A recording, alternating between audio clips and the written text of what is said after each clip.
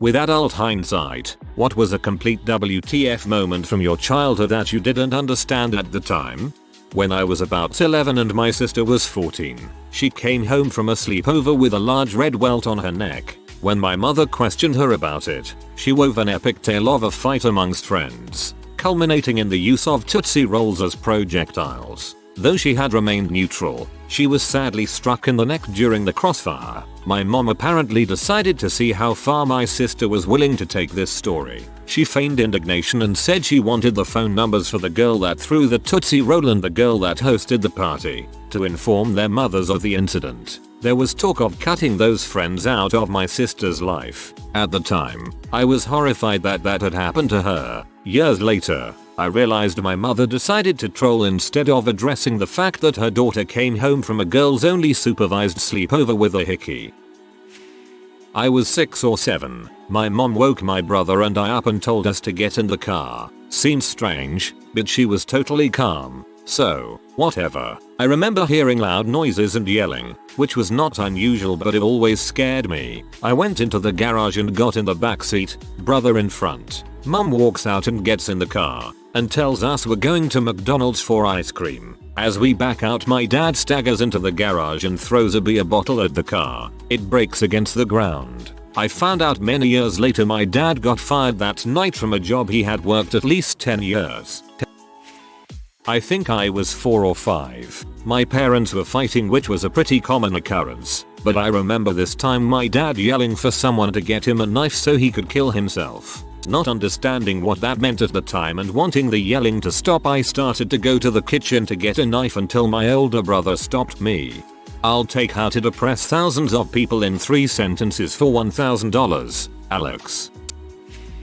Around 9:10, riding my bike through the neighborhood, was about to ride up into my driveway when this guy pulls over next to my bike and waves me over. Asks me if I want a ride. I say no. My house is right there. You sure? We could throw your bike in the trunk if you're worried about it. Very insistent. Nope. Just walk the 20 featuring to my front door. 20 years later, and I still wonder if that was just a nice old guy or someone with some sketchy motives. IDK. Sounds sketchy. Nice people usually stop asking when you say no once. My mom has Ms. and didn't want me and my sister to see how bad it could get when we were little. So we would go to Chuck E. Cheese all day on her worst days during the summer. Or if she couldn't cook during the school year, we'd have eggs for dinner. Me and my sister thought those days were the coolest things and so much fun. It took me years to realize she was doing it so we weren't scared by her disabilities. She's a brilliant and awesome mom. That's an impressive way to handle it. Me and my brother crawled in my parents' room while they were doing it because the only TV we had was in my parents' room and The Simpsons were on. I just thought they were kissing, but no, they were really going at it. We were there for like 10 minutes before they noticed. Picking up random objects around the playground to play with in the sand, I picked up a flimsy plastic tube which I had believed to be a fruit snack wrapper or something of the sort. Was actually a used condom. Without any parents around, I used it to fill sand and throw around. It haunts me to this very day.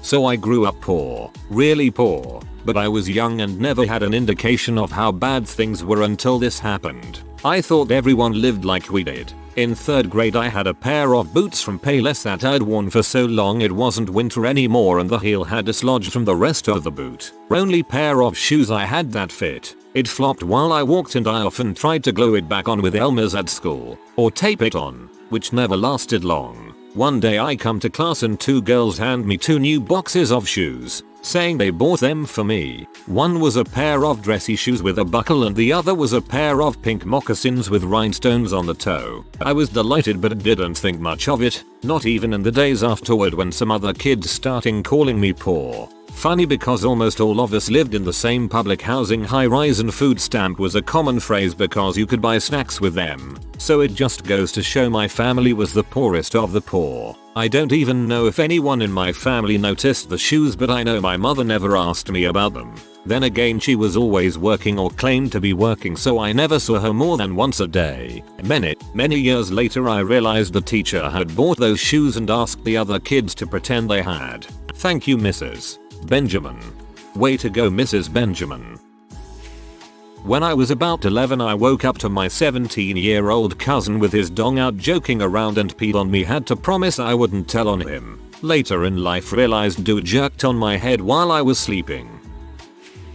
I was staying at my sister's apartment complex for the weekend and took her dog out to the parking lot for a walk at around 10 PM. A guy stepped out of his van and started asking me questions. The gist was, does the dog bite number? Some small talk. I live in this van.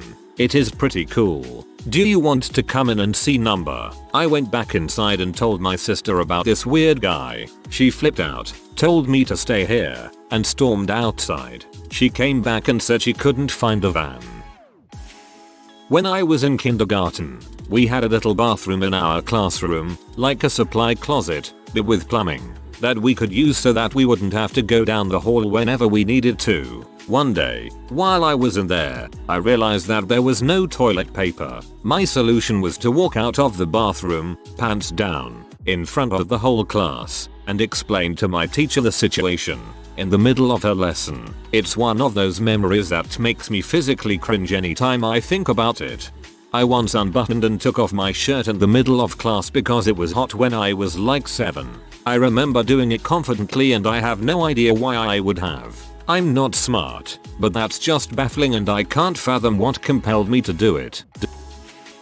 Came home from school, 4th grade, and ran into my room to change into baseball pants and grab my bag cause I was running late to practice. Opened my bedroom door and my older brother and his girl were banging in my bed. They just told me they got tired and his sheets were washing. I thought nothing of it, changed, grabbed my bag and on my way to practice I was none the wiser. For my 6th birthday I had some friends over for a BBQ. We were all being rambunctious little boys, running around the garden pretending to shoot each other, wrestling, rolling around etc. My dad was setting up the barbecue and somehow managed to burst the lighter fluid bottle and set fire to his arm. All we saw was my dad suddenly rolling around on the lawn, on fire. At 6 years old, my only experience with seeing people on fire was from the A-Team, in which nobody ever actually suffered any serious consequences and burning people were just part of the background scenery. We all just figured my dad was getting really into our make-believe games, so we were all just cheering and running around him. He's hard as nails, so when he had managed to smother the fire he just stood up and said back in a minute, kids with a big smile on face and disappeared indoors. My neighbor came over to take care of the barbecue whilst my parents went to the hospital to take care of dad's burns. We all just continued running around shouting and wrestling like little savages. Your dad's reaction, dang, can't be on fire in front of the kids, that will scare them really good, is amazing. Right around the time I turned 21, it finally clicked why my dad's office in the garage always smelled like a skunk drenched in cologne. Turns out Old Spice hides the smell of weed reasonably well. The two smells combined is super calming for me because of childhood memories. First time I smoked weed in high school I instantly thought of pizza night and listening to the Doors like we did on the weekend as a kid. Smells are weird.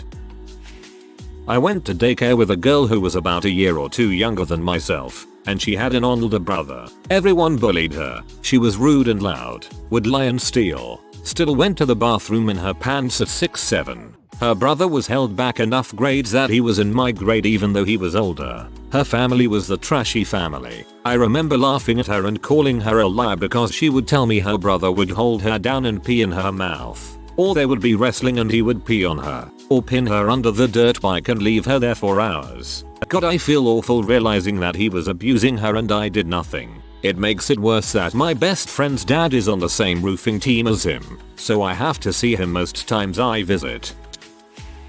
There was a solid year growing up where my mom, dad, and I ate lots of macaroni and cheese and peanut butter and jelly sandwiches. I was in little kid heaven, thought it was the best thing, never realized we didn't have crap and my parents did the best they could to hide it. This actually made me so sad. I ate a lot of KD and canned potatoes as a kid. My mom was a widow at age 30. Dad died from cancer when he was 29. So she did the best she could as a young single mom of 3 kids. We never really knew either. We just assumed it was what she liked making. I was maybe 8 or 9, but we were pretty bad off at the time. I remember sometimes late at night my mom would dress up super fancy, complete with a big trench coat, and she would have me ride with her to random houses and tell me to sit in the car while she went to go see some friends. I'd wait for a while and then she'd come out and we'd leave, and if I was really good, she'd take me out to dinner the next day. Now as an adult, I'm pretty much 99% she was selling her body to make ends meet, which is absolutely horrible, but hot dang did she do her best to keep me from starving to death. Similar story, my mom used to go stay the night at the guy down the street's house and help him clean his house. She would always come home with a whole bunch of groceries and give each of us some money. But at the time I thought it was like a job, till one day she couldn't go anymore because he had a girlfriend to clean his house now. When I was about 6 years old, I picked up a Brazil nut out of a jar and asked my stepmother what it was. She told me it was a ento. When I asked her what a N was, she told me it was another word for friend. A couple weeks later I got chewed out at my mother's house for calling my sister a N. I was so confused.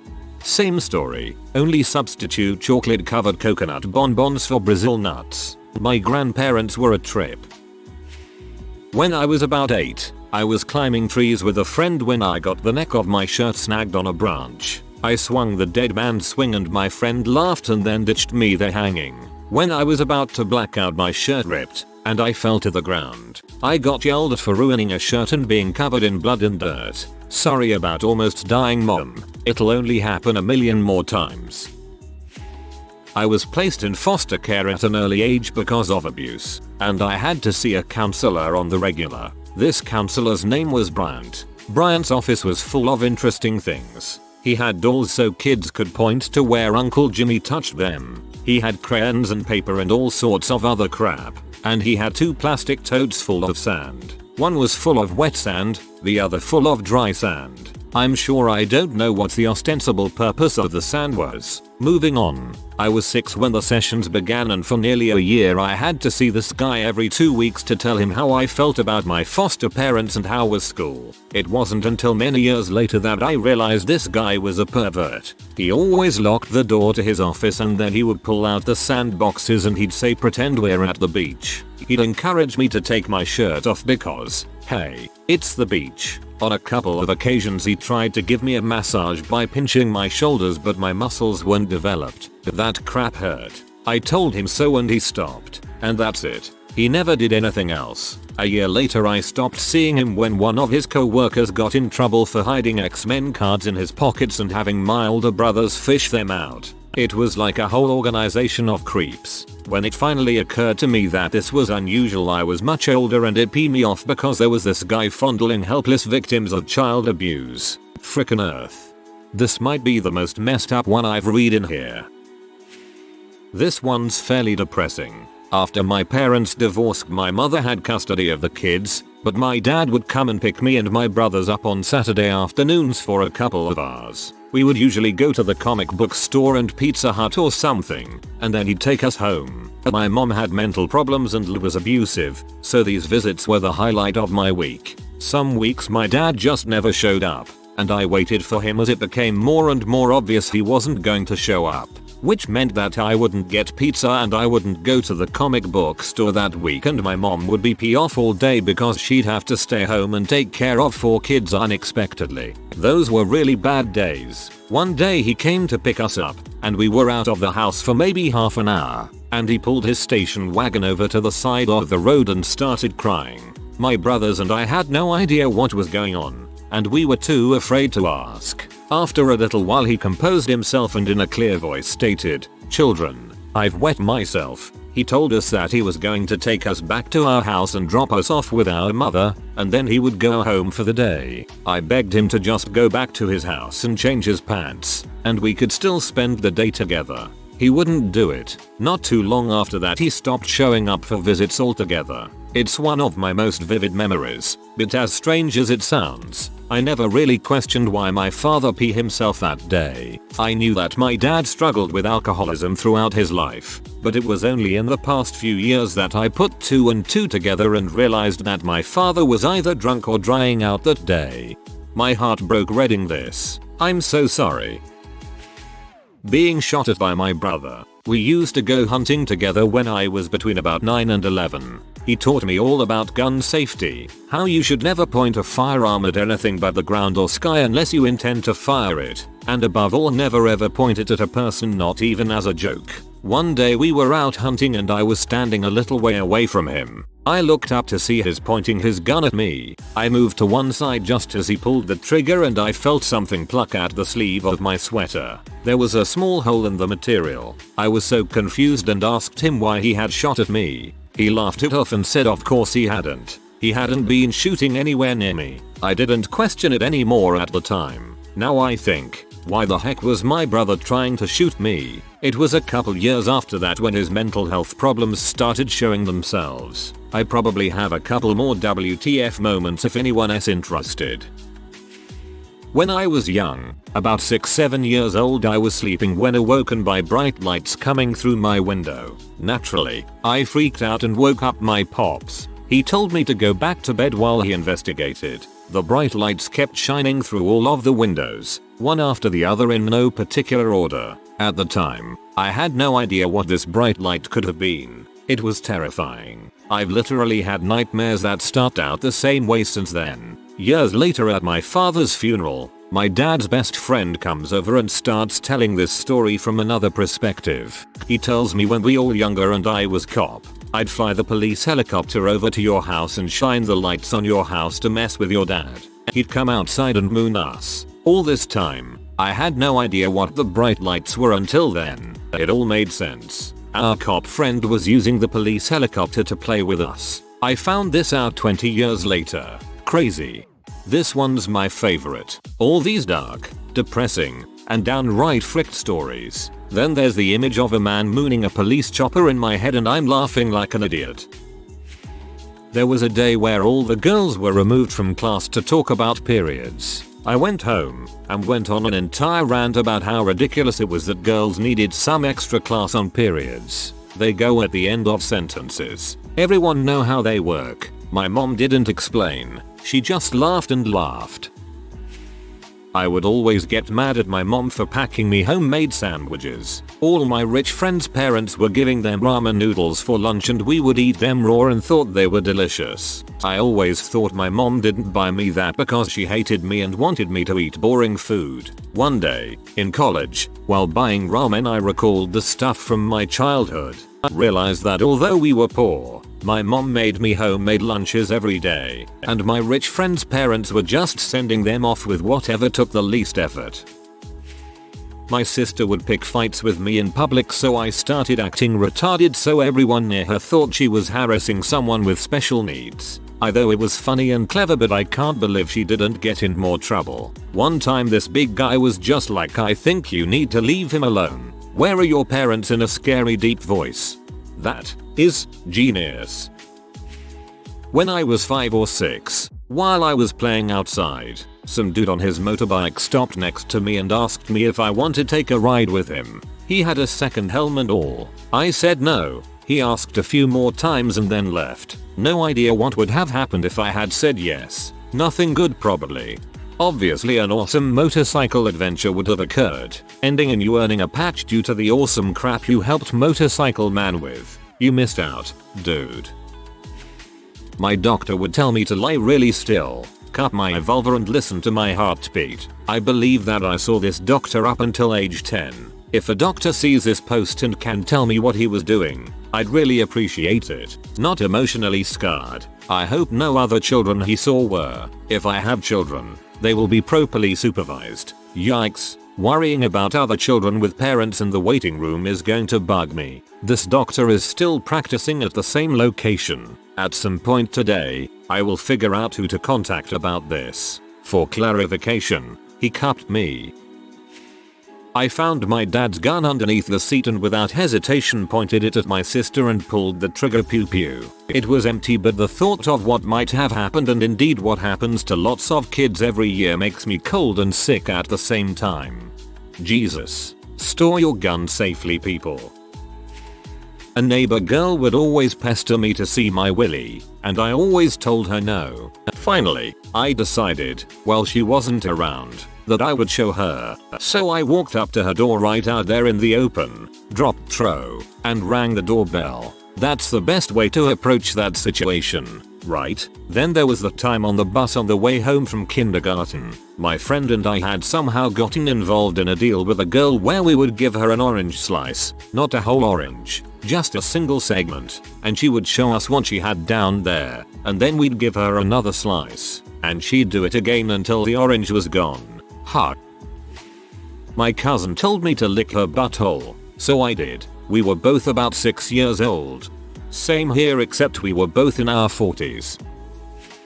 I demanded that my mother made me a little brother when I was 5. I thought that being 5 years older was the perfect age difference because we were close enough in age to play together, but I would be old enough to win any arguments or fights. Same here. She didn't though, and all I got was one lousy sister. She stopped being cool once she started moving around, so I couldn't build toy car ramps on her. I went over a friend from school's house for the first time when we were like 8, and his family had a room solely with a heaping pile of rotting garbage. Apparently when they'd peel a banana or open a wrapper, they'd just chuck it in there. My high school boyfriend's house was like this. They were disgusting. Didn't own a single trash can. They just threw crap in a corner in the kitchen. Grew up poor in Russia, and at the time fresh fruit was hard to come by. On the rare occasion my parents procured some oranges, they would give them all to me because they didn't like them. Of course they did. They just wanted me to have the few spoils they could afford. This guy finger banging this lady on top of a huge turtle sculpture at this place called Lake Osceola in New York. I was probably 6 years old. He was laughing at us watching and drinking a beer with one hand, and she was staring at me and the other kid I randomly was aging with at the time. I just remember thinking it was super unusual and had no idea what I was watching. Mom. EFT douche bottle with spray nozzle and shower. 6-year-old me was filling it up with water and spraying all over myself, mouth, and ugh, the horror when I think about it. I always thought my mom had a bad cough. I would hear her every day coughing in her room. All those late night trips to Denny's make a lot more sense as a pothead adult. Now I think I remember a roach in the ashtray that I noticed didn't look like one of my parents' cigarettes. When I was about 6, my mom would try to use code words to her friends when I was around, so that way I wouldn't repeat it. She would talk about how one of her friends had the heebie-jeebies and gave a girl the heebie-jeebies and now she's really thin and really sick in the hospital. I had no idea what she was talking about. The only time I heard that word from anywhere else was from Scooby-Doo, and that meant the creeps. So, I thought that the guy gave the girl the creeps and then she got really sick. Didn't make sense to me. That proves your mom's way worked. If you are new to the channel, you can subscribe. I publish new videos every day. Until then, check another video.